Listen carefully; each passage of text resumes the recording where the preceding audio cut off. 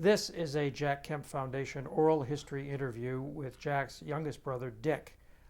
Today is August 3rd, 2011. We're in Dick's home in Irvine, California, and I'm Morton Kondracki. Thanks so much for doing this. How would you characterize your family life growing up? First of all, I think I reinterpret your question if that's okay. I think families are fascinating. Relationships within families are fascinating. I've written two books, one completely on that subject, and then another one on more biographical about my experience in Vietnam. But I just think the subject is fascinating, and I think Jack is so interesting. And I grew up right next to him.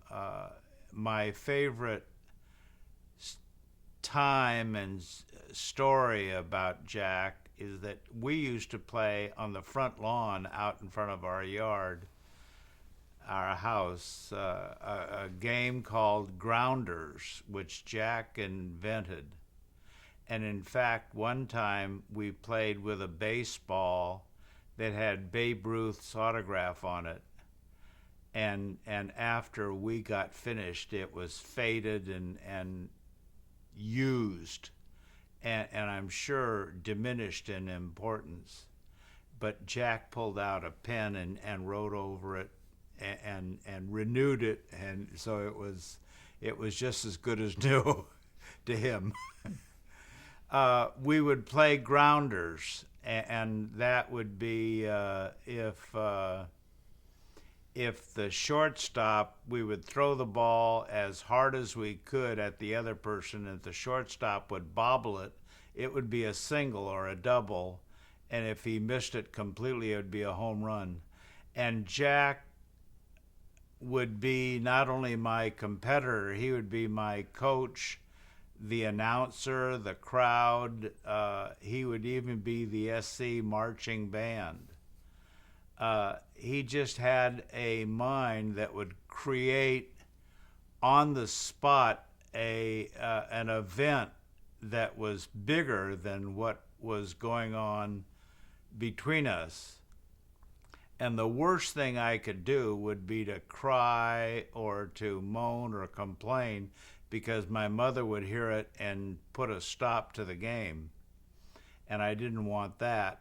So we would play for hours and hours and hours, and we would water down the lawn to make it harder on the receiver and just throw the ball as hard as we could. And I became a shortstop, but I would be tutored by Jack, and so that would illustrate to me a competitive nature between us boys, and that certainly was the case. Everything was a game or a contest, and that's it. Um, your brother Paul says that the way to understand Jack's character is that he was the number three child and that he had to scrap to get into the game with Paul and Tom, who were older, and that's important in his character. Now, do you agree with that? I don't. That's not my experience. I think it's interesting that Paul and I really see life and family life from very different perspectives. It was a different family that he grew up in than what I grew up in. The parents, by the time I came along, were much more mature, were better off financially, psychologically, spiritually, than when Paul grew up. But that may be the case, but I don't know that. Jack was certainly the leader, and it was through Jack that I got entrance to neighborhood games. So you were both competitors, but he was also your sponsor, in effect? He was my coach.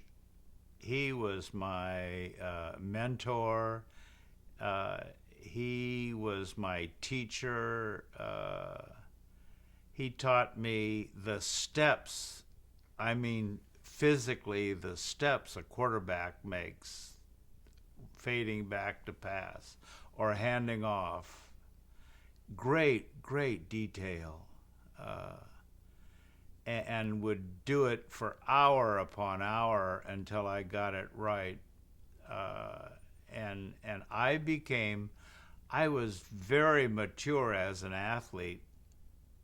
And so when I went to Fairfax High School, where Jack and Tom went, I tried to fade in with the crowd, but the football coach, out of 100 boys, would say, "Where's Kemp?" And I was ready to go, but that was very embarrassing to me at the time.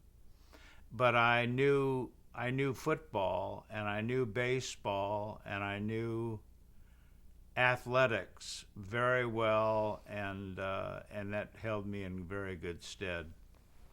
So would you say that he basically treated you well? Oh yes, oh yes.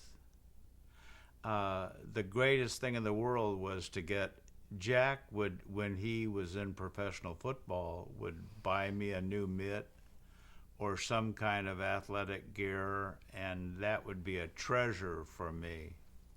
It would be way beyond what I could have expected from my parents, who were on a much tighter budget.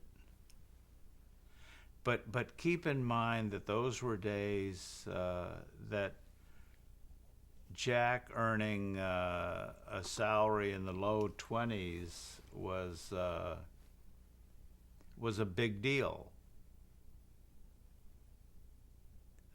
He was one of the highest paid football players in the AFL, but it really was small potatoes compared to today, or compared to athletics today. So you were sort of worshipful toward him? I mean, you were his little brother, and he was 4 years older than you were, right? And he was your coach. So did you idolize him when you were a kid? No, no, No. and I didn't worship him. I didn't. I respected him, but brother Tom was actually a better athlete.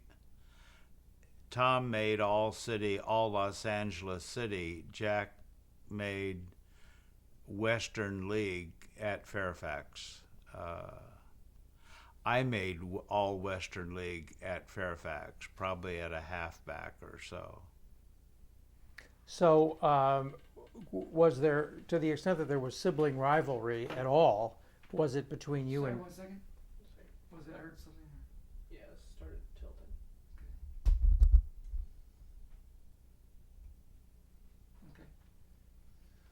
Okay. Thank you. So, you ready? Are we rolling? Yeah. So, to the extent that there was any sibling rivalry at all, was it between Jack and Tom, or you and Jack, or both? Probably both, but I would speak from my experience and sibling rivalry might be a little too cut and dried. Uh, but yeah, everything was a game to Jack and me, and was a game, has been a game throughout our family existence. We played a lot of games together, and athletics together, just all over, all the time. My dad would come home from work after working with California Delivery Service, and he would have to be catcher for Tom, and then he would. I mean, Tom was a high school, very powerful pitcher, And Jack, one of the best pitchers in the nation, Jack would then have to pitch to him, and then I would have my turn to pitch with him. So, and if you missed the ball, it would be like a quarter of a mile down the block to go pick it up, and it would be, no, Dad, I'll get it. But his hand would swell up, and he would have to have a sponge inside the catcher's glove. But that was a big treat to have him do that. And he did it all the time without complaining. Let's talk about your father. What would you say that your father's major influences were on Jack?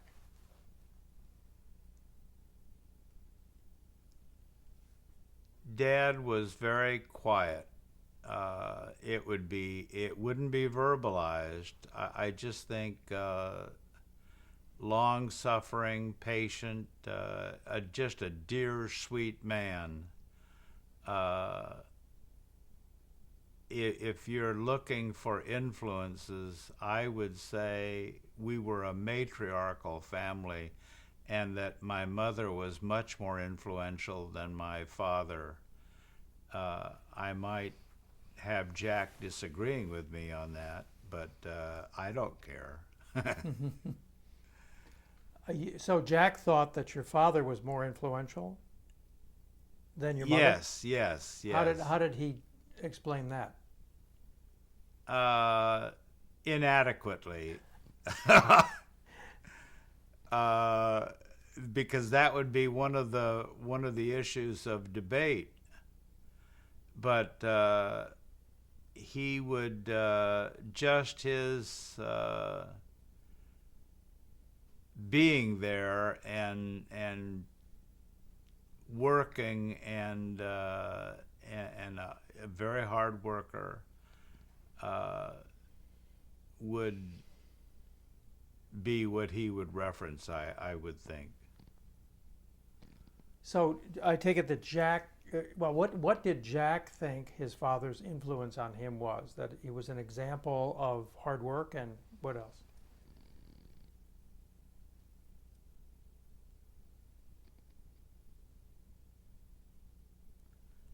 I think values. He just was a sweet, dear man. There isn't. He was the opposite of what today we would say a little league parent. If we lost a football game, or he would say, "Well, you came in second," and he was more interested in us participating, and just he thought we were good, and spiritual goodness. We didn't have to do anything to please him. He was already and very much enamored with his boys. He would use the term, "I'm busting my buttons," a statement of being proud of Jack playing with the Chargers, for example, or something that Tom would do or Paul would do, other brothers, and or I would do.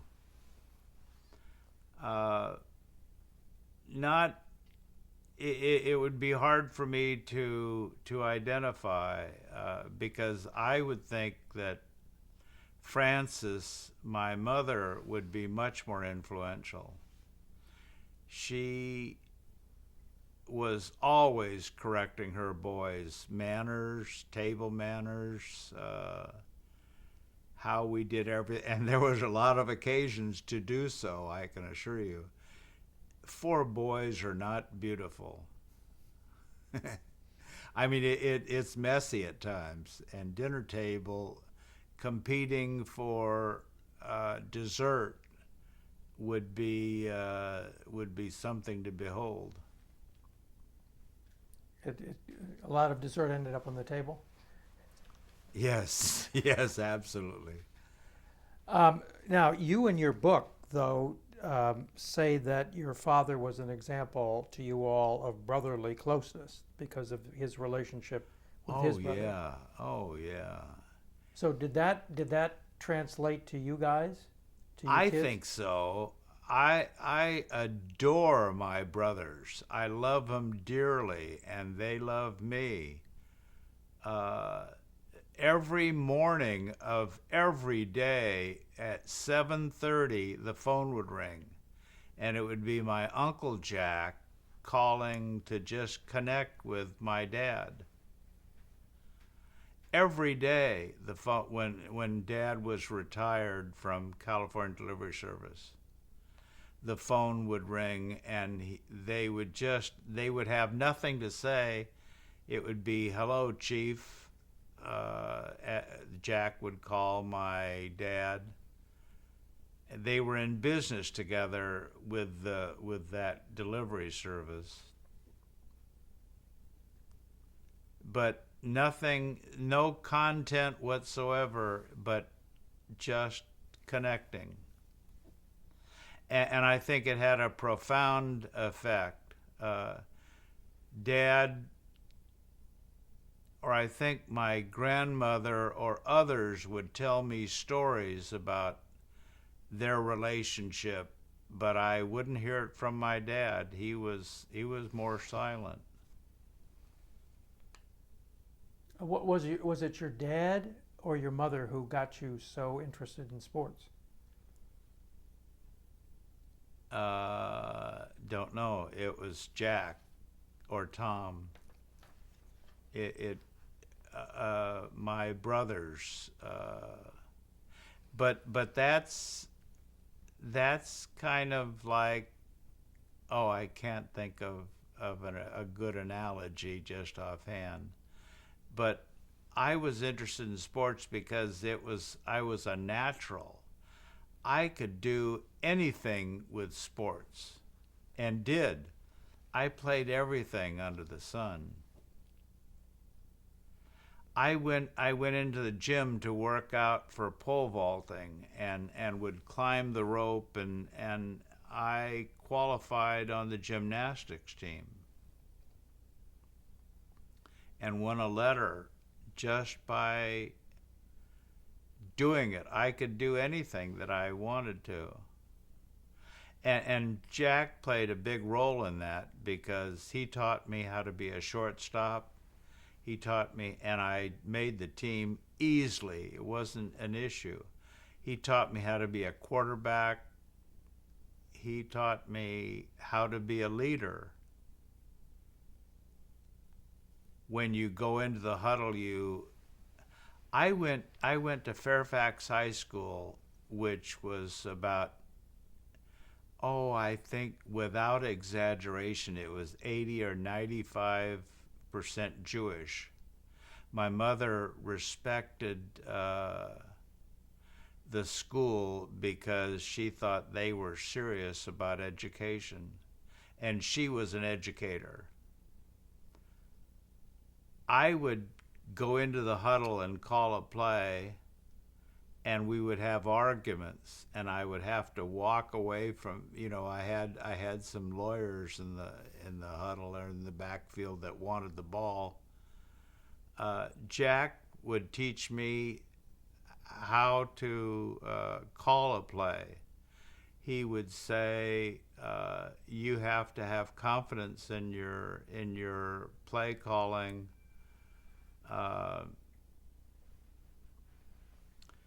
You have to have a sense of direction, or they'll pick it up, and whatever. So There's a phone somewhere. Phone way in the background. Yeah. Very slight. Yeah, I don't. Now it's gone? Continue. Yeah. Okay. You're doing great. how are we doing? We're doing fine. We're doing fine. Um, what were your parents' economic circumstances when you and Jack were kids? Probably Dad was a small business owner, a partner with my Uncle Jack. I think they were over the hump of the Depression. Life was not a struggle when I was growing up. But we live modestly. My brothers are all what I would consider well off. None of that would have come from our home, or none of not a show, because they're all too puritanical to have that attitude or be impressed with money. None of them are, and they all have probably a very good income. I don't know what it would be. When you say that you lived in a matriarchal household, what does that mean in terms of the relationship between your mom and your dad? I mean, how did they interplay? I mentioned that my dad would retreat, and my mother was very respectful of him. I think she grew up the daughter of a businessman, a sheep rancher in Montana, and at one time, not probably, but she would be from a well-off family, and I don't know about my grandmother on the Kemp side, but certainly, and they lost. But mom's family, the Pope family, lost it during the Depression, and they, but Dad would be very respectful of Mom, but and she would verbalize and had to a lot. And like I mentioned earlier, I started my book with the assumption that we were very competitive, raised by two very non-competitive people, and I probably would withdraw that comment now. I think Mom was very competitive. She just knew how to speak diplomatically about it. Very much so. So, do you think it was she who made Jack the competitor that he was? Oh yeah. Oh yeah. How did she do that? I think I mentioned that I went to Fairfax High School. She just was a teacher, and she was for improving your performance in and sociability in hundreds of ways, and didn't hesitate to verbalize that. Did she criticize a lot? Never any criticism. We were thought to be really very special, and both my parents thought that. But it would be we didn't have to do anything to please them. They both were very pleased that we were just participating in a part of the events. But she was a teacher, and she just taught all the time. I'm a teacher. I with my kids there are teachers in my life that have been very influential, and I'm just naturally always thinking in terms of how to better perform, how to better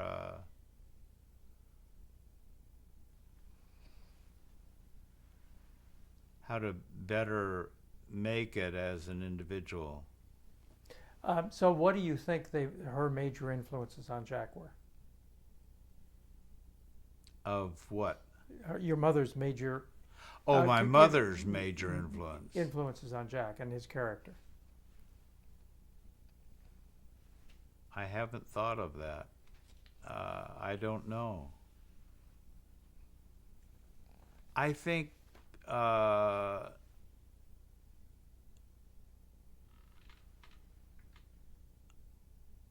think probably it was their goodness.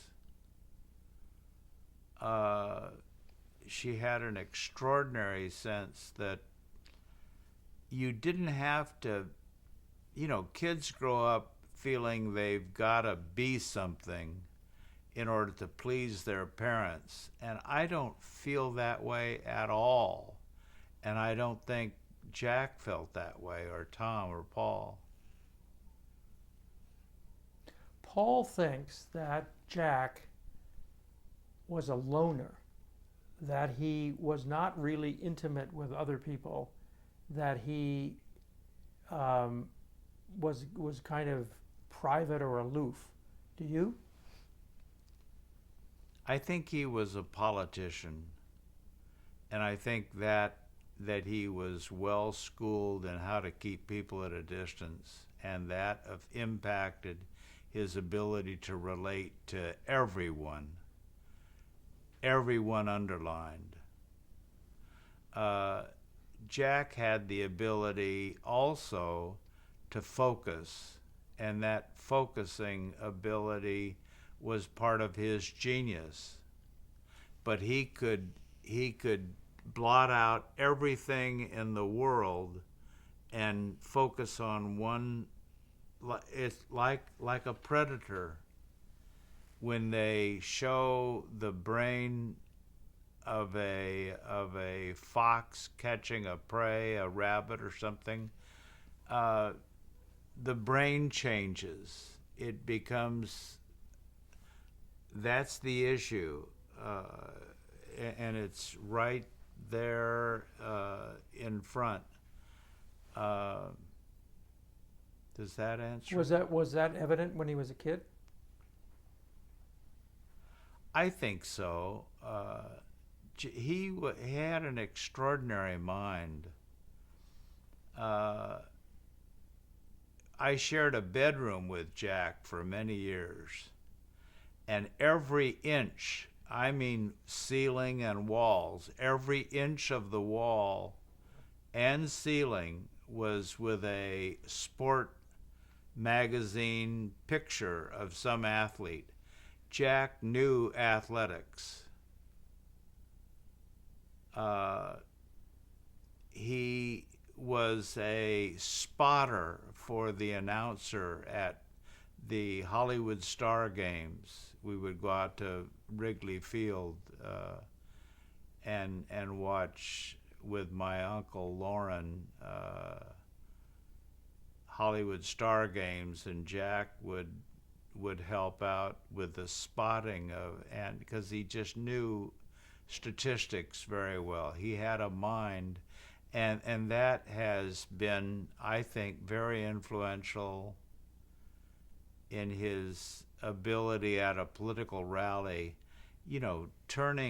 going to a different town and having 3 different events and 3 different speeches for 3 different events, just gets to be overwhelming to me. He did it naturally.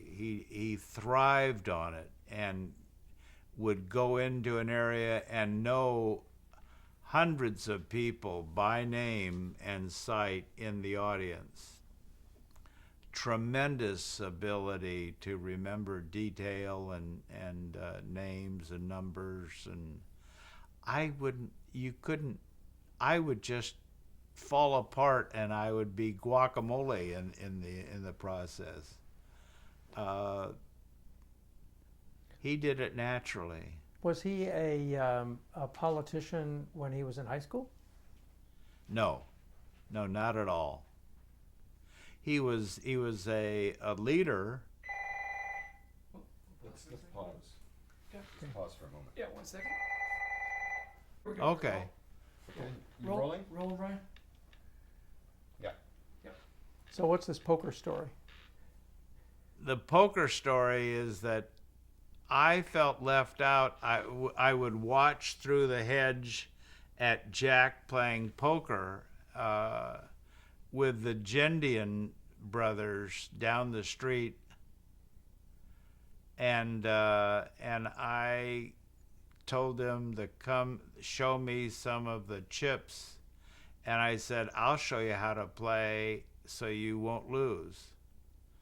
And I went into the garage and got the same chips, and I made a deal that if I show you how to play poker, you will let me play. And so I played all afternoon and just lost my shirt, but I came out a winner because I had my pockets filled with chips out of the garage. And I just added to them, and no one even suspected that. And I don't know if Jack followed my advice or not, but I did very well. I just lost my shirt and came out a winner. Jack used to play a game that was a Russian roulette. Spin the wheel and drop a ball in for a strike or a single or an out, and he would play this game by the hour. He would, he had, most people could keep track of a league, of a game or whatever, and Jack had a league of teams going. But he would play that just forever and ever. My parents were concerned. I think it's interesting with the fact that Jack was almost nonverbal. Not truly, but in telephone conversations, it would just be a grunt and hello, and just non-communicative. And it would drive my mom absolutely nuts, like it drove my wife nuts not telling about this story. But I had a son, Matthew, that was nonverbal until I learned hearing him talk to his friends out in the street when he's 19 that he really could talk. So we're a strange bunch. Jack makes his living, and Tom is very articulate, and so is Paul, very articulate about expressing themselves politically and economically and socially about all kinds of issues. And these people just didn't talk much growing up. Back to high school. I want to just do a focus check because he moved Okay. just a little bit. One second. I think we're okay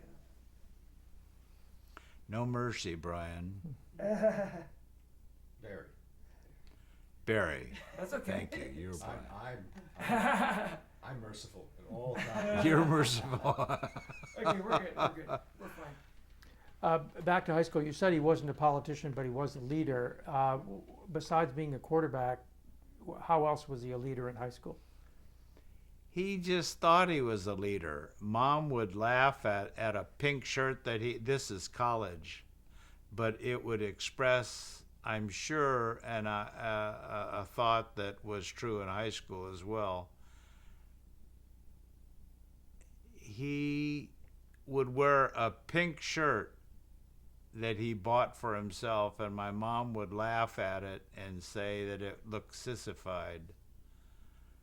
And he would say to her, I don't follow trends, I set trends.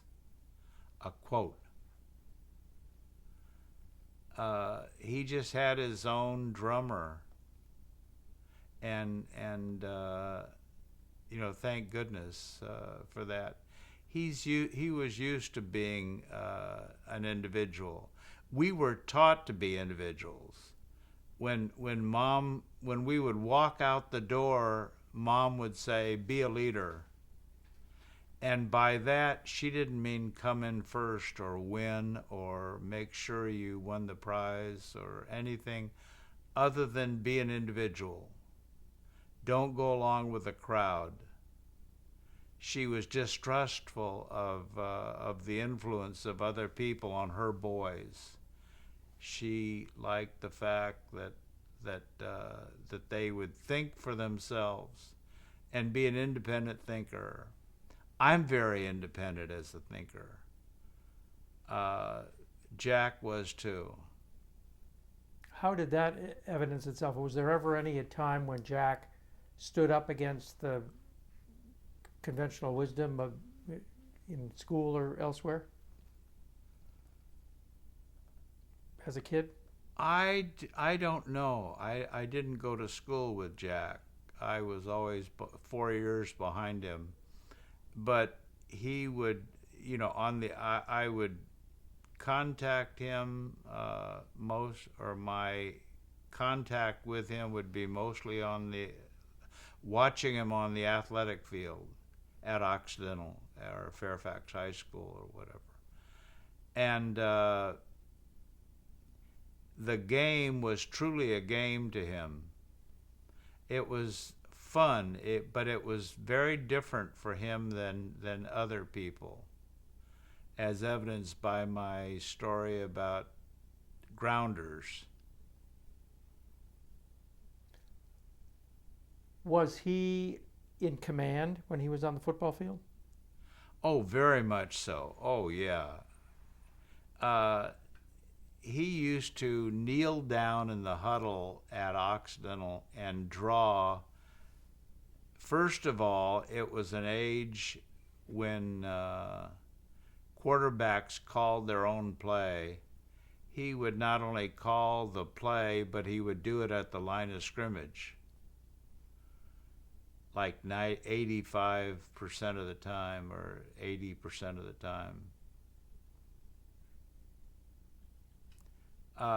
He would kneel down in the huddle and draw pass patterns, creating it on the spot, telling players where to go to get open so he could throw a pass to them.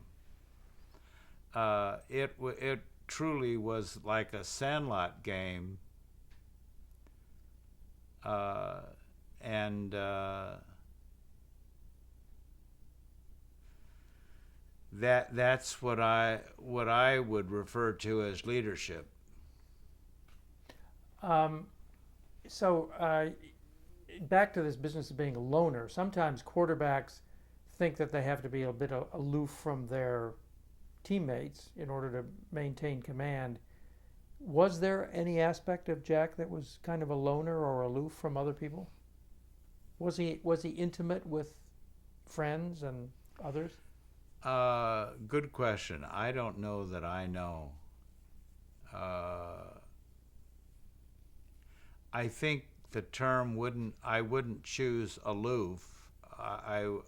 He just had the ability to focus.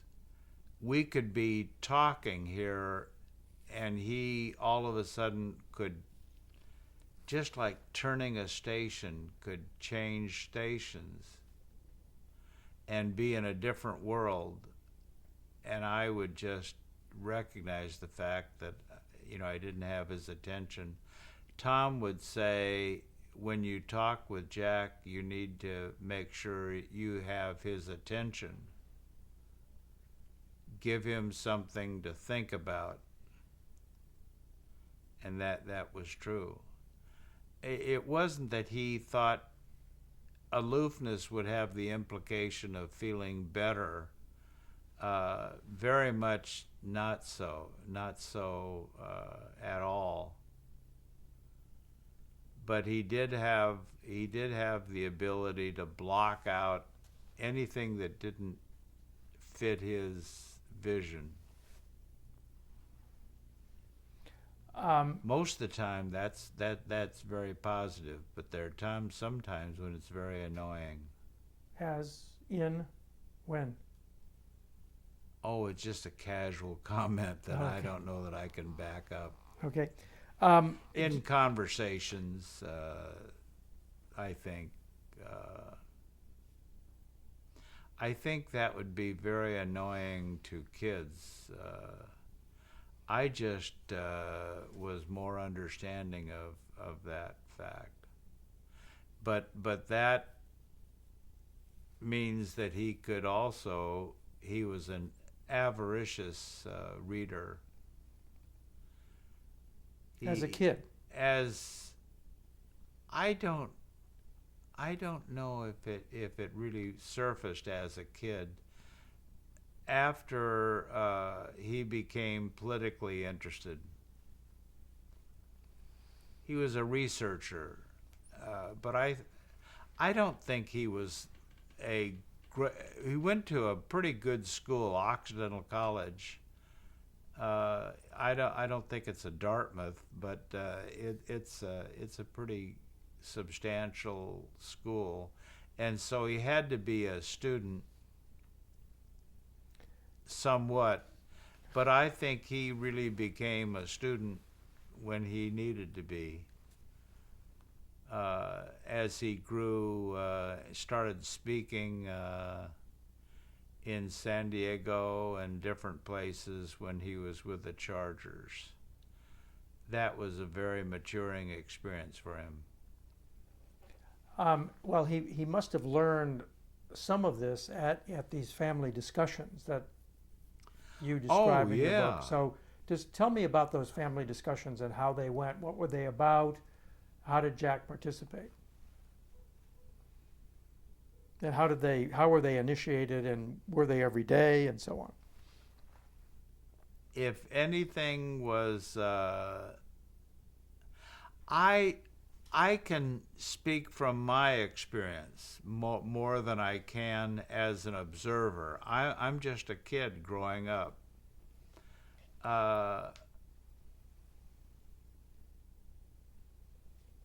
But I think just being critical, looking for content,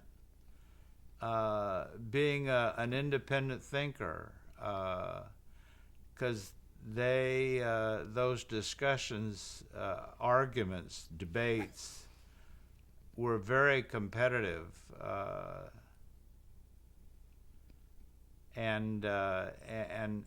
but when I listen to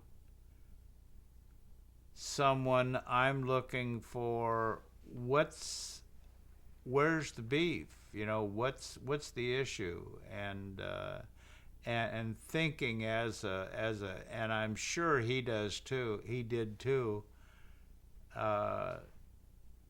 looking, he was not a light thinker. I was Jack was ill during the last few months of his life, and I thought really hard as a thinking person how I could thank him for all the just hours and hours that he spent with me in helping me and coaching me and teaching me.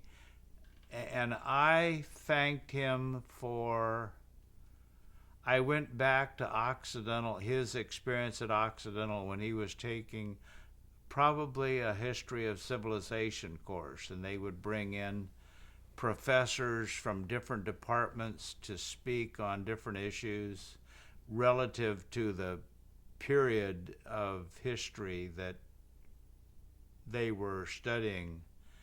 And Jack opened up for me the fine arts. And so I thank Jack for opening up and legitimatizing the fine arts. And I think he was very disappointed with me that I didn't mention Churchill or Hamilton or Lincoln or one of his idols in that he had spoken of. That he had spoken of in so many different speeches. but I tried to throw a curveball, and I think I succeeded. I mean, probably more than I wanted to. Let me ask you about the role of Christian Science in your family. Um, how did your parents become scientists? My grandmother was. She a horse fell down a probably some kind of hole, and they were ready to put the horse to sleep.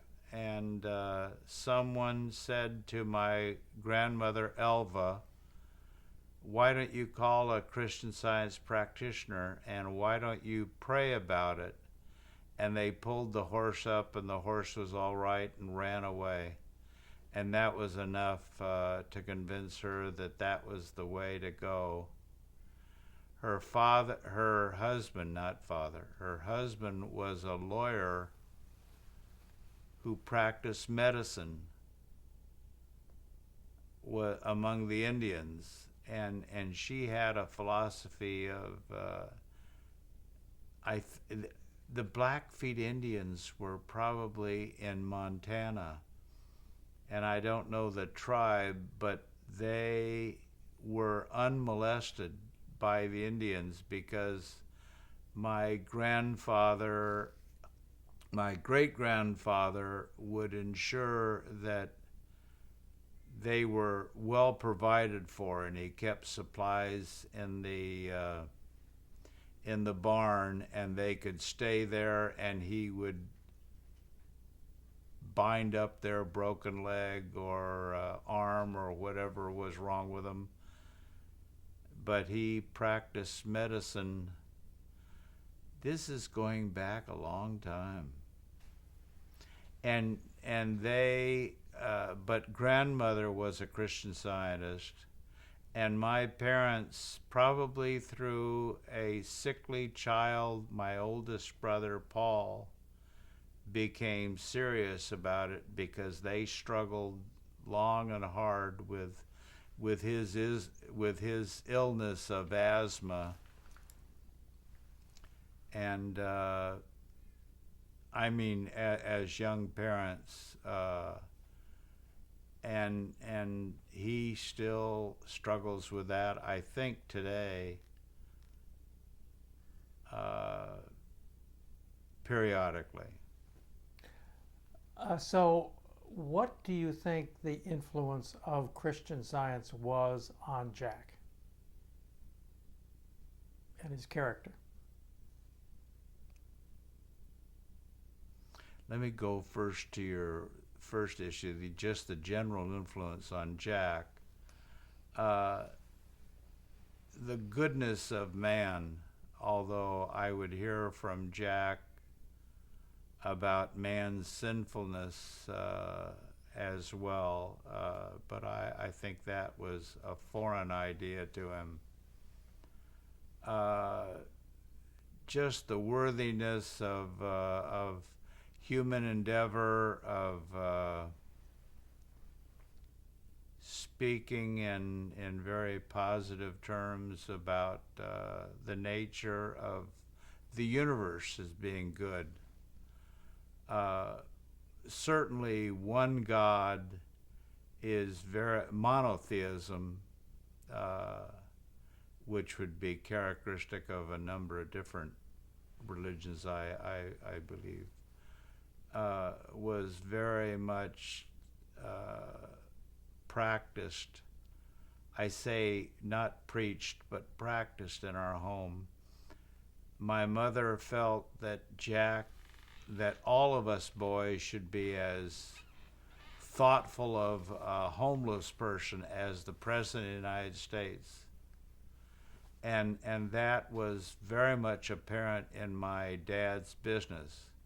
He treated people very well, and that had to have an effect on Jack, and it did me and Tom and Paul. Okay, so the positive attitude toward the world. I mean, everybody says about Jack Kemp that he was the ultimate optimist, that he, and so does this arise out of Christian Science? I would think so. Yeah, yeah, very much so. Anything else out of Christian Science that you could see in his character as he grew older? Oh, I lots of things, but I'm trying to see what I can articulate.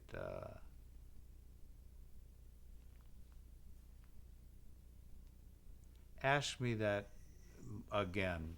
Well, if you grow up in a household with a certain kind of worldview, as you all did in Christian Science, I mean, it has a lasting effect on your character and your outlook in life. And I just wonder what the lasting effects of Christian Science might have been on Jack Kemp as you look at his life. Well, we are as a Christian Scientist, we're a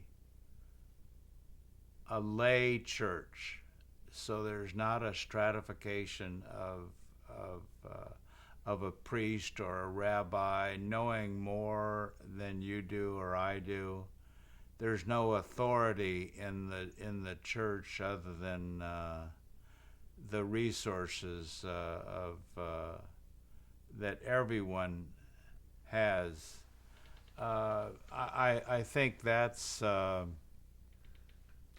that probably, and the issue of the test of religious truth is not what someone says or what the church says. The real test is how well that idea plays out in your life, and how it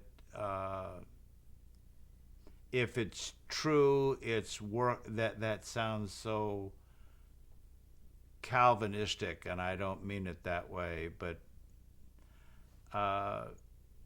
if it's true, it works. It is demonstrable. The test is in the impact it makes on your heart. There are just hundreds of issues that stand out, and my mind just floods with all kinds of issues. Well, let me ask you this. When he married Joanne, he became a Presbyterian, and he became a sort of an evangelical Christian. But I've heard from other people in the family that about the time that he was considering running for president, he spent a lot of time reading in Christian Science and sort of returning to his roots. Do you know anything about that? Only that I've heard about it,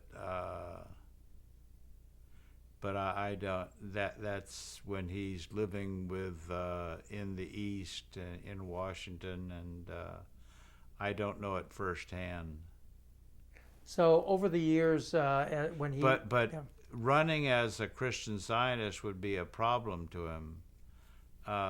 It means the same kind of problems that Mitt Romney would have, of having to explain your religion all the time. People would pick up on the idea and say, oh, you're the people that don't believe in evil, or you don't believe in doctors, and you'd be on the defensive.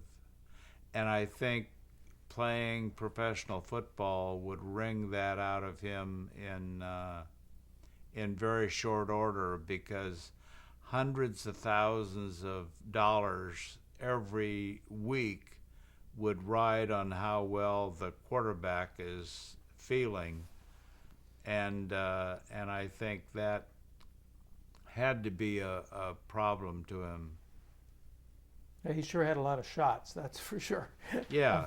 And a lot of, he used to love the story getting a concussion and taking X-rays, and the headline saying, "X-rays of Kemp's head show nothing," and he, but just the belief that evil is overcomable, that it's not of God,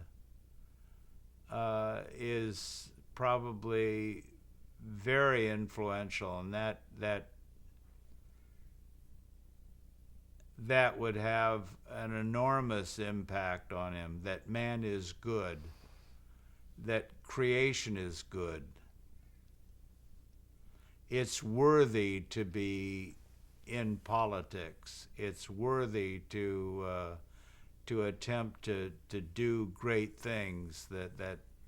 That not just won't. It's not just that it will be remembered. It's that it really is a substantial contribution to make.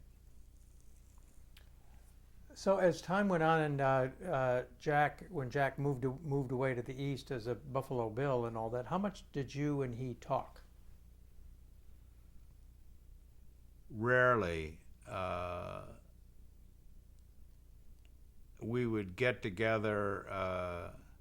He was not a good phone communicator, although he tried. And toward the end of his life, I could see efforts for him to improve in that area, but that was not a strong suit. Relating to people is something. Stop. Yes. Do you want us to stop taping? Stop. This Okay. is We're gonna this get is it. really. We're this going to get is some really input great. here. She can't. All right, you rolling? Go, Mort. So what was it Demar? like being around him as a brother over time? What did He you talk was about? not a small talker, and I think he didn't relate to. It isn't correct to say that he didn't. He related to hundreds of people, thousands of people, insufficiently, or he'd be elected again. But that wasn't his strong suit. I think I'm the same way. I'm more interested in the issue. I'm more interested in the concept, the idea. Ideas are important and have consequences, and I think he would say the same thing, and did say the same thing. My wife Carolyn is a relator, and she would relate to people much better than me or Jack. I think Tom did a better job, and Paul probably does a better job at that task. But that would be particularly how Carolyn Kemp would view the world. Did he ever confide in you about any disappointments or failures? No, he felt it was very important to present yourself as a winner. He's still playing that. He would slide into his political role there, and I don't remember anything of him being a human being or having shortcomings or whatever, and he had a number of them. Such as? Oh, that's a dirty question. That, I hope you got that on camera, did you?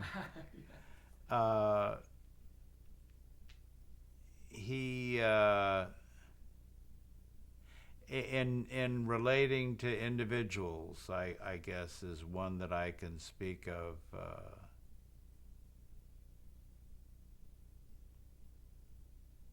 He was less effective one on. That isn't really true, because I think he did a great job of relating to individuals at times, but not so familially. And I think that was one of the deficiencies. How about impatience? Oh, legendary impatience. Such as Driving. He and I taught swimming out at the Encino Swim School when I was in high school, and he would give me driving directions with his little finger, and I had to respond very quickly if I didn't, I would incur the critique of my older brother, the unhappy critique of my what would older he brother. actually say? He didn't have to say anything.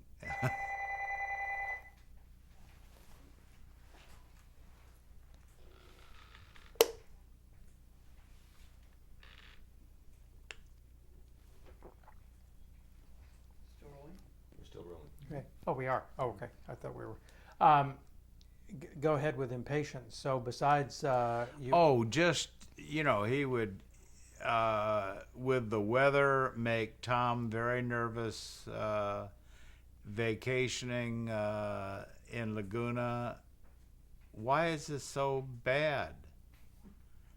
Because it would be overcast, and Tom would say, I can't do anything about the weather. but or yelling at Joanne, come out here, the car needs fixing again. And she said, the steering will improve greatly when we get the front tire fixed. It was flat. He had no mechanical ability whatsoever. And interestingly enough, Tom didn't, but Paul and I do have mechanical ability. Jack just did not care about things mechanical. It didn't come on his screen. Impatience with I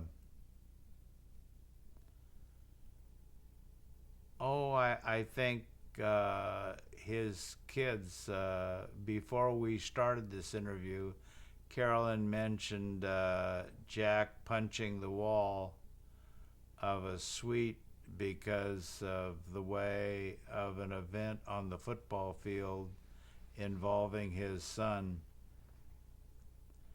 Just or I don't know why Jeff isn't throwing, and why is he stretching so much, because the whole team is stretching out on the playing field. He should be throwing. He had a short circuit to his vision, and that carried the day with him. Did he have a violent temper? No. I didn't ever experience a violent temper.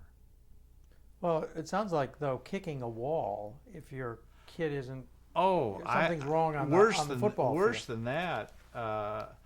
My son Jonathan told me that I had to find some way of working into our discussion the fact that I probably had seen a cowboy and Indian movie on television, and I pulled a bow and shot while Jack is at the incinerator. So this is a pretty long time ago when people had incinerators and would burn their trash in the backyard, but he's out there, and I pulled the bow back and shot a little bit to the left and hit Jack in the middle of, with a steel-tipped arrow, hit Jack in the middle of the back of the head, and blood is spurting everywhere, just spurting all over the place, and his back is just a bloody mess.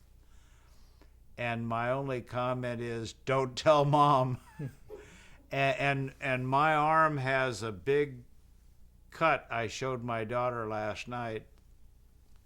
Has a big cut in it here where Jack was taking a knife and stabbing on either side. He must have seen some kind of movie, and I struggled to get loose, and he sunk a big Bowie knife in my arm, and I still have a big scar right here. And what did he say after the blood started flowing? I don't remember. What did he do after you shot him in the head with the arrow? Oh, he went to Mom, and Mom, raising kids had to be a challenge for boys, and we made it so in hundreds of ways. So their theology was really tested. I mean, their life picture, because we really were a bunch to contain. Did you and Jack fight? I'm sure we did. Yes. A friend of Jack's would tell a story about me in the backyard of our Plymouth address with a golf club, shutting my eyes and swinging it back and forth and saying, "I can't see you, so I'm not responsible." I didn't say that, but I'm not responsible if I hit you, and swinging a golf club out in front.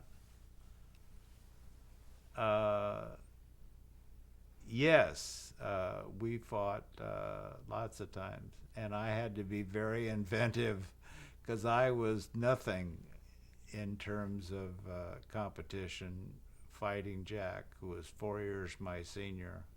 Did he know when to quit?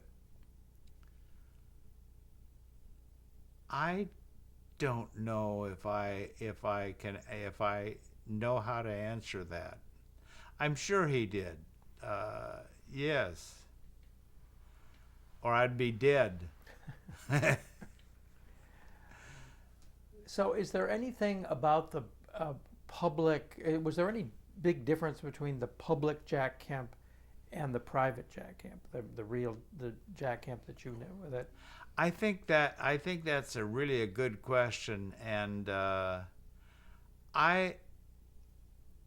think that around our discussions, he presented his ideas, and I would hear the same arguments publicly that he would have privately, that he would have with me privately, because we would argue the great issues of the campaign together.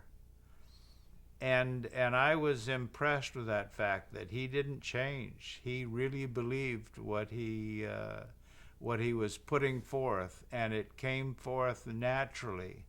There was not a discontinuity between his private life and his public life. Intellectually, he was honest, and I think that set him apart. I said that recently in front of a politician, and I apologized to him. I said it at Occidental at the dedication of the Jack Kemp Stadium to Dan Lundgren, who was there, and I apologized to him for saying it. But Jack really was true and a genuine character, and I think that was very appealing to the population. That he was believable for that reason. A little narrow in his focus, but believable. You know, they called him Jackie One Note at times. That he thought that all problems could be solved through a lower tax rate and a gold standard. And that did change from time to time, but scratch him and that's where he was. Did you talk to him about politics a lot? Oh, not a lot, but when we're together, we talk politics, yes. We talked everything. Tom and I talked more because Tom lived in Laguna down the road about 20 minutes. And I had more occasions to run into him socially. But that was a tradition in our house, and I have to remind myself that people don't necessarily think that way. So I'll enter into discussions that will be very uncomfortable for people at times, and kind of stumble into them thinking this is natural to talk religion, politics, ethics, social issues, or whatever. And I believe you can talk about anything. I don't know how well I can, but I believe that there's no subject that's off the table. And we would talk about that issue with Jack, or any issue, and it just was interesting to me that he would present the same persona and argue with the same passion that he would have on the political stump.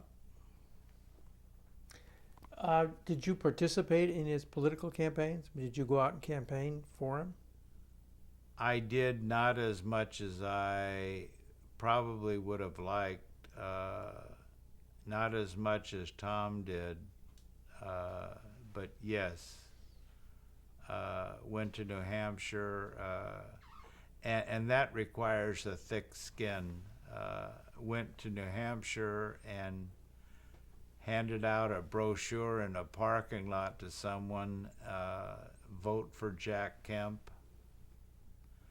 And the person looked at it and saw Jack's name and said, Jack Kemp, I hate that guy.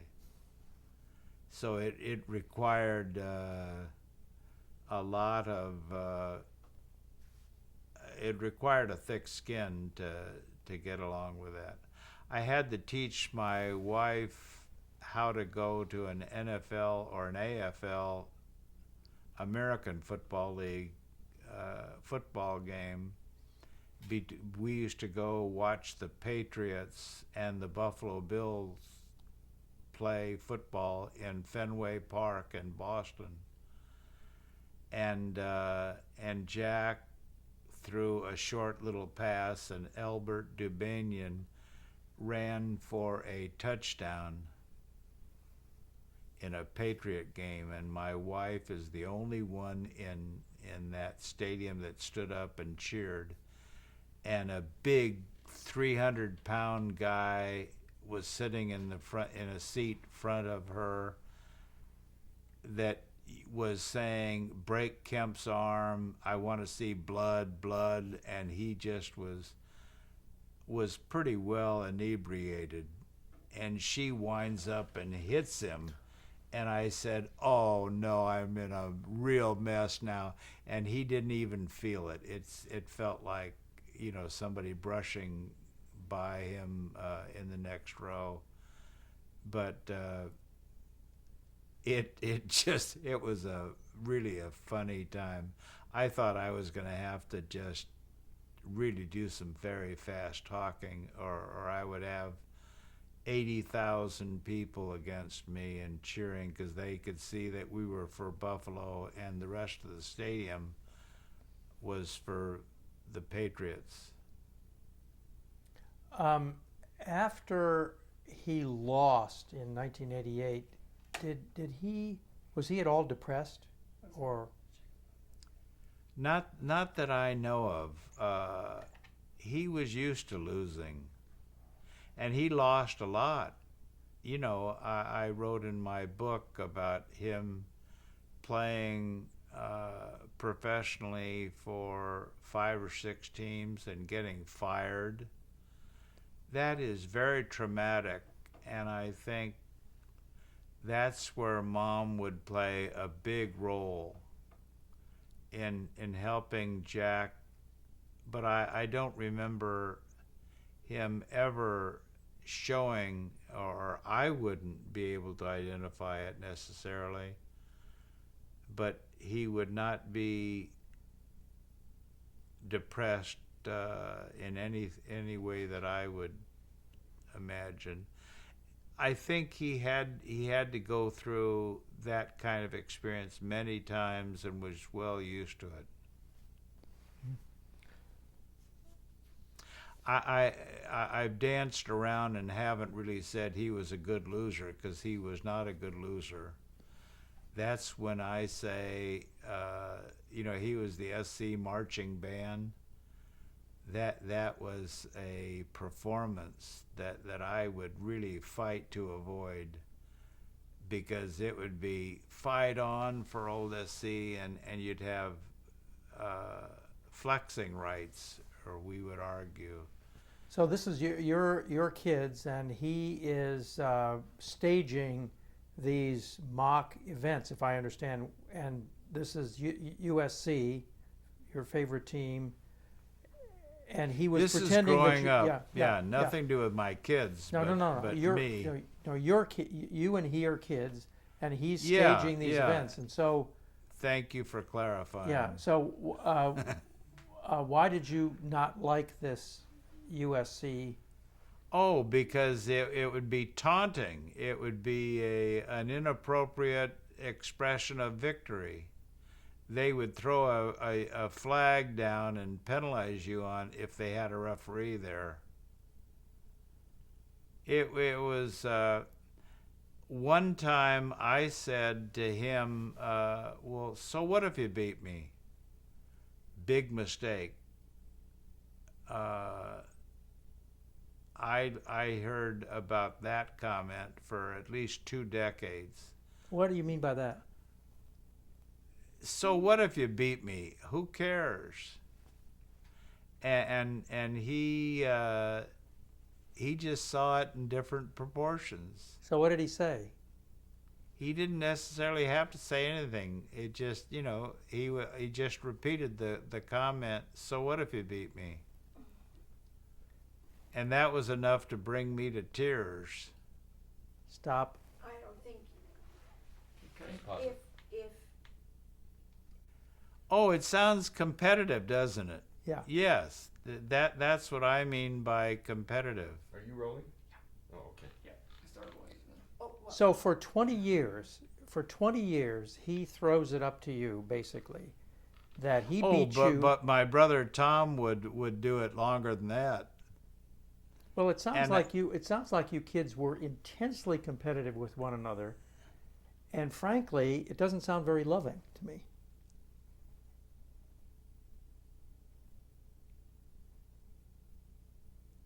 Okay.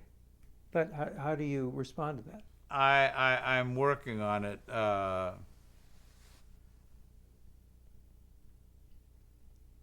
It's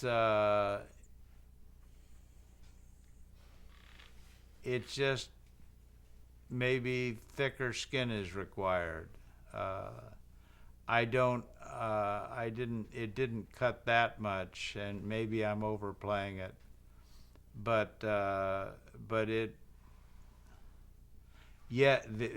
every bit of it is true, and it isn't very loving. It's competitive. I buy that, but still, there's a great deal of adoration and love there as well. and in our discussions, getting or debates, arguments, that would bring out a lot of competition, a lot of argument, and if it would ever go over the line, as it would from time to time, we would stop and mend the fences. The relationship was that important. There was also a sensitivity that this is my brother, and my father attitude would kick in, and we would take care of each other. But so what if you beat me relates to competition, yes, very very much so, and taunting, but I don't see that as unloving, but I would agree with you that it's not a loving thing to say.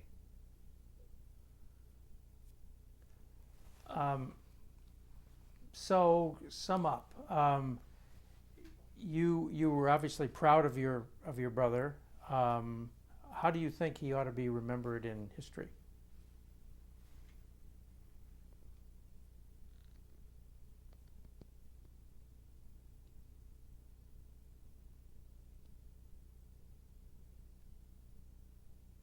As an extraordinary thinker, as a very passionate advocate, who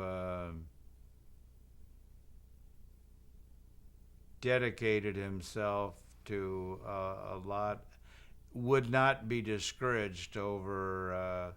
I asked him, he was at the Reagan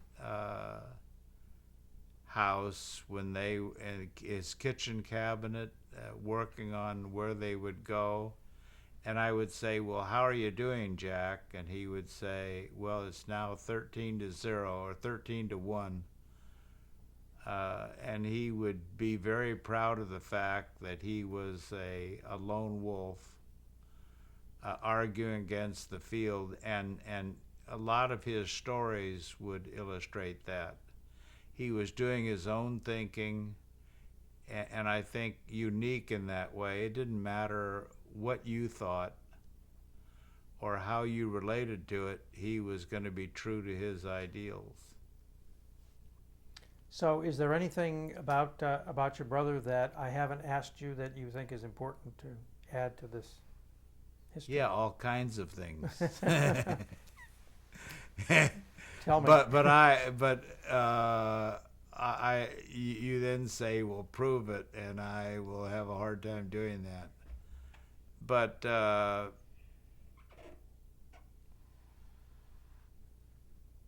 I just think he should be remembered as a very independent, powerful thinker who dedicated a lot of thought and was against great odds, and didn't mind them.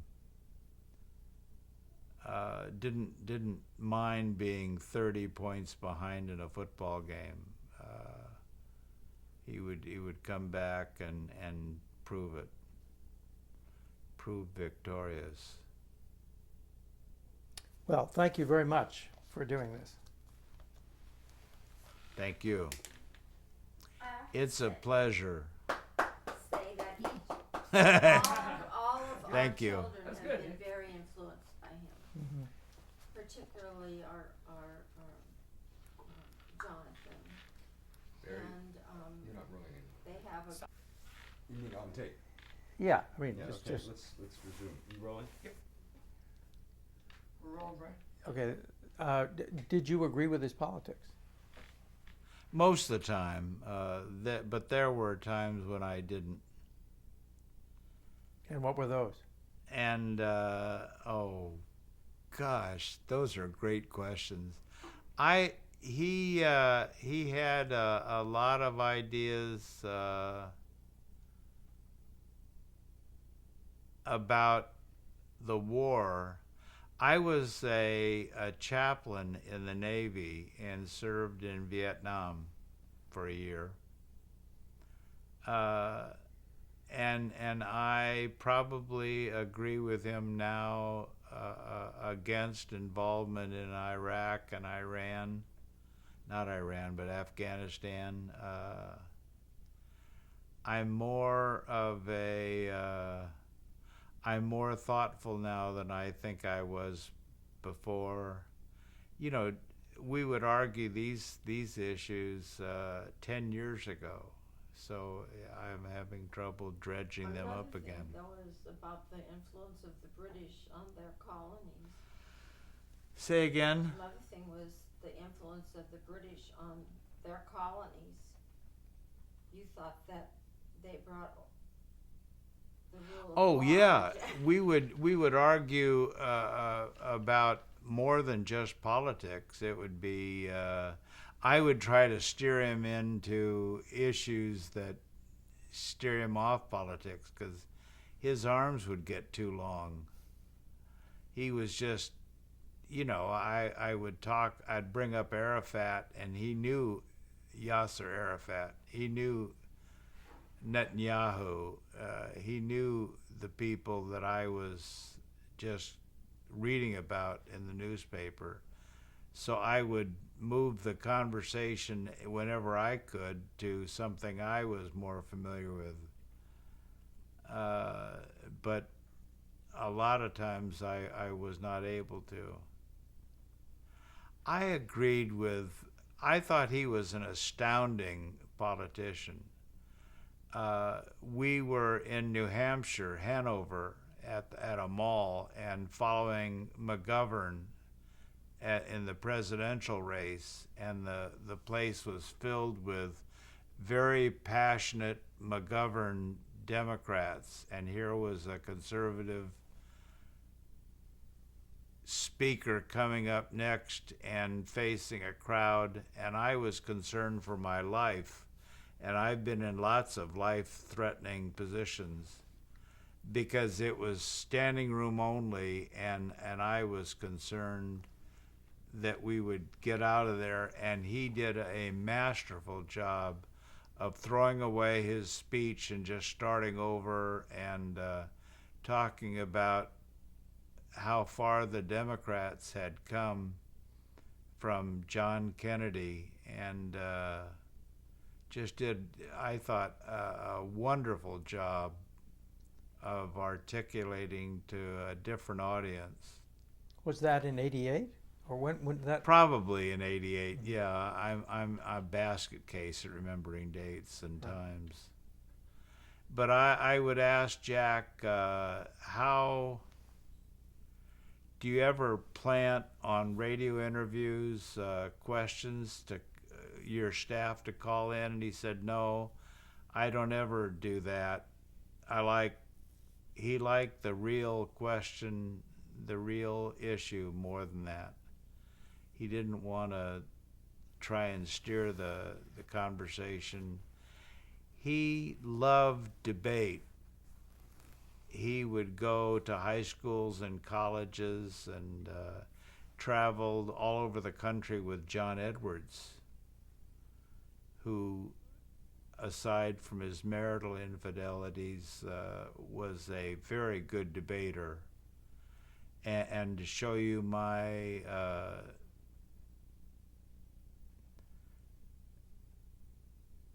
candidness, I thought Jack lost his debate with Al Gore in the televised debate from in Florida that they had as vice presidential candidates. You were watching on TV, or were you there? No, I was there. Uh-huh. And how did you feel about? What did you say to him after the debate? Nice job, well done, good going.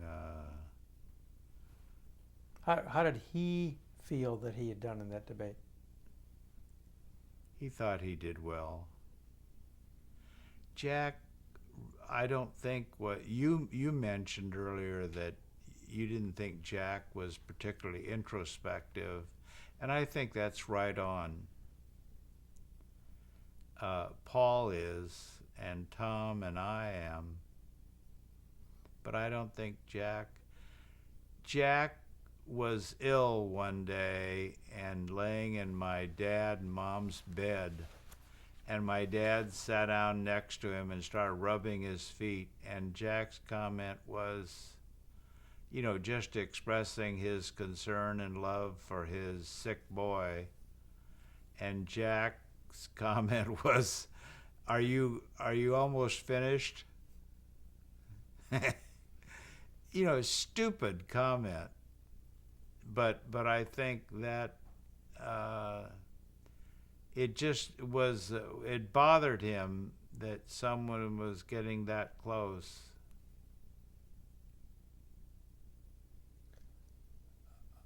That reminds me of to ask you, did you talk to him as he was dying or when he was sick? And how did he handle that at the end of his life?